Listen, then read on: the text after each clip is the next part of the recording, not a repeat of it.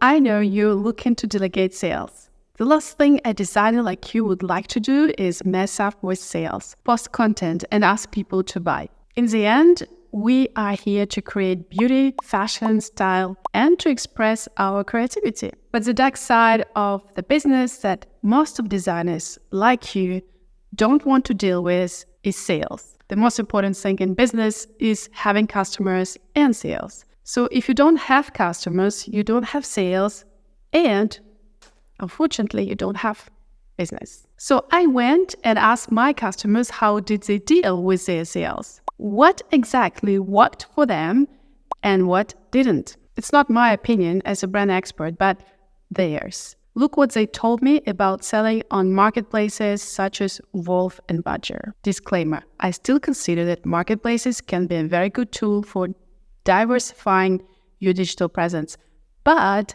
you need to do it when you're ready with a strong brand and not a weak one. First of all, you got lots of returns from marketplaces, much more than you will get from your own website.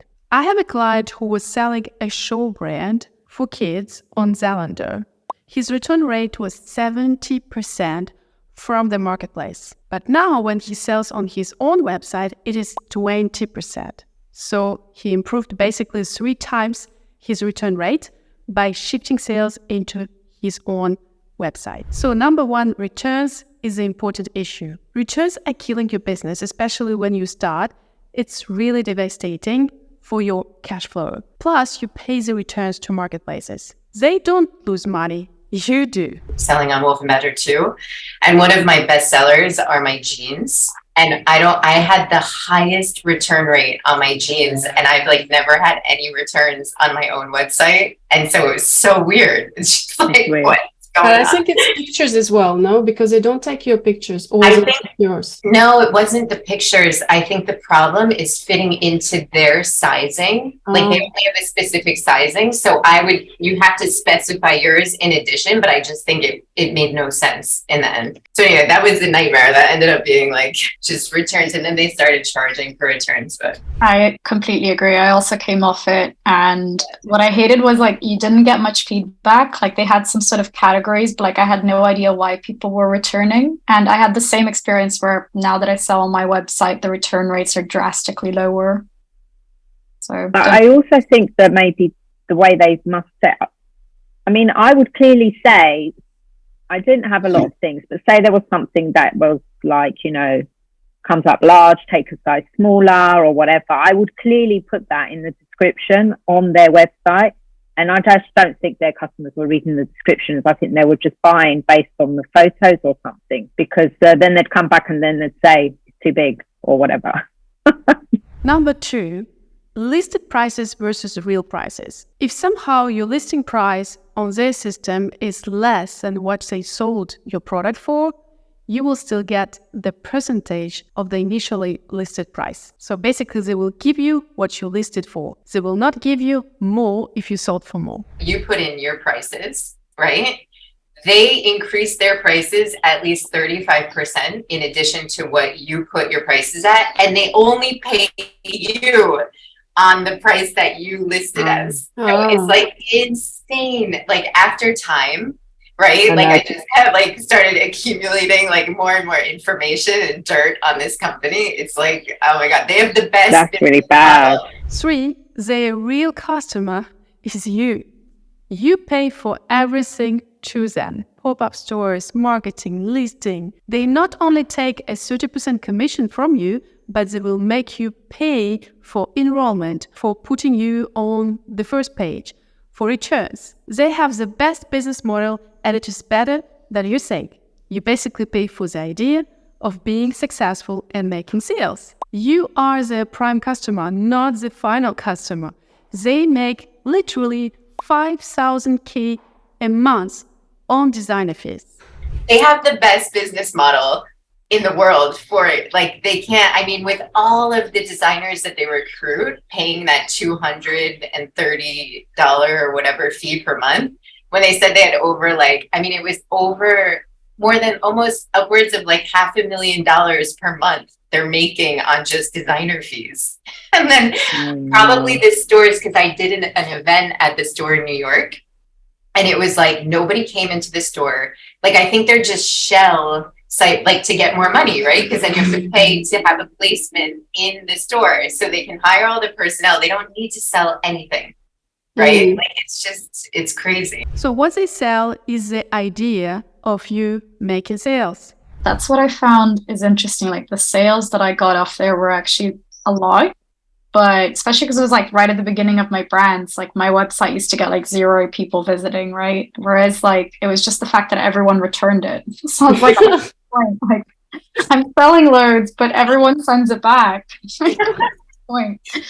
I actually had a lot of sales like when I first started on their site, but I think that's what they do. I think they promote you, or you're like really high on the landing page for like a month, and then that's just quickly over, and then everything just kind of fades. Yeah, just quickly win with you, just show you the opportunity, and then they put you back. And then kill you with the return. So what will happen if you move your sales into your website exclusively? Will it kill your business? No. Look, last week I worked with a fashion brand that was selling on marketplaces and not on your website. I told her to stop selling on the marketplaces. Yes, you will lose monthly revenue, maybe 1K, maybe 2K. It's not a profit because the returns are not included, the commission to be extracted from those money, so you will stay with less than 2K a month in profits. So what are the positive sides? I think the positive side is bigger, much bigger, and more long-term strategy. First of all, you will start building a brand. And with a brand comes more value, more sales, and more trust. People become familiar with your brand. They become familiar with your brand universe. They will start knowing how your website is organized, what are the standard sizes that your brand offers, and what are your delivery and returns terms. Actually, they get used to the level of service you offer, and they use this knowledge when they're ready to place an order. Even more, helping your customers get used to your brand service level is the best way to convince them to stay with you and make your brand important for them. So a brand is more important than just a name or a logo or a trademark. A brand is a level of service you offer, the website and Instagram identity that you create, your commitments and set of values, your style of communicating, your product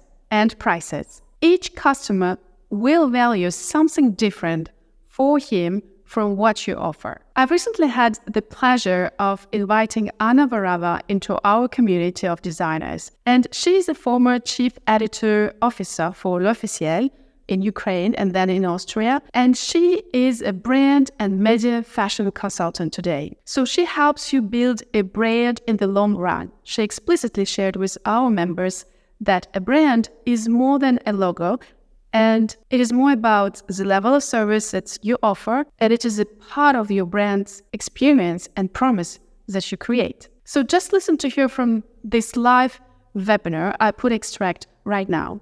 And if you want to watch the whole webinar, which is about building a brand in the long run for 20 years ahead, I put the link in the description box below. To start with, you have to know what's your background, what's the story behind your brand, what do you want to communicate. Even if there is no story, you have to develop it, or you have to make it happen. Yeah, even if you just made your brand and you don't have the story like Gucci has with all the family that they can put in movies, in film, and tell about their families and all the gossips and so. But you have to, this background you have to create.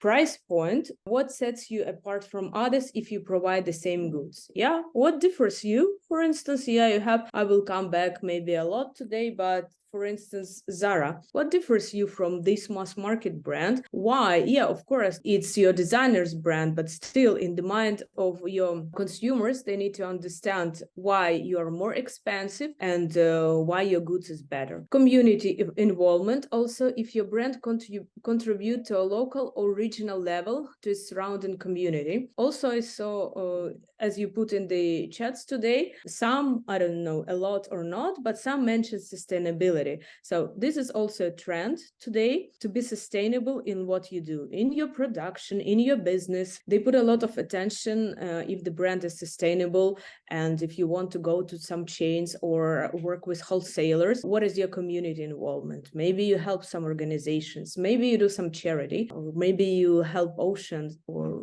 whatever. What's your target market? Is it a niche market? Is it wider audience, mainstream, and so on? You have to understand really what's your target market, where is that, what's the profile of your customers, where do they live, what's their lifestyle, and so on. That all will help you to build your story, to build the brand, let's say, universe, as it's called. And the main idea, when the person comes to you, they understand what's your universe, what's your life. Yeah, like it's like a live organism. A brand is like a personality. When you come at home to your friends, you understand how do they live. It's a little bit the same with the brand. And of course, quality. A brand can market itself, offering better value or better quality products. Give a promise that you use better materials and it lasts twice as long, for instance. Yeah, if you say this latest new materials, we produce it there, it's not in China, you will wear it for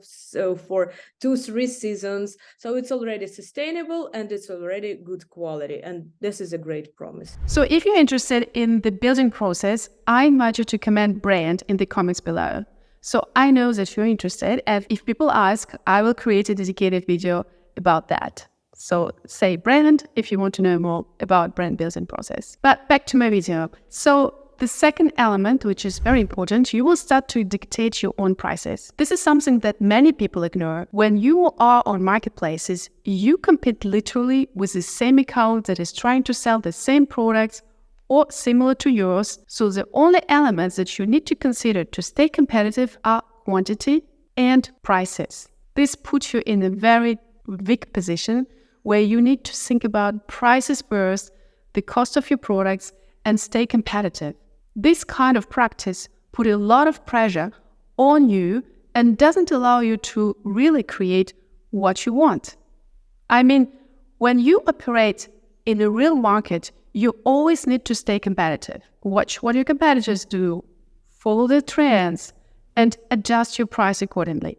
But on the marketplaces, this price pressure that creators experience is much higher and much more visible because everything is concentrated in one place.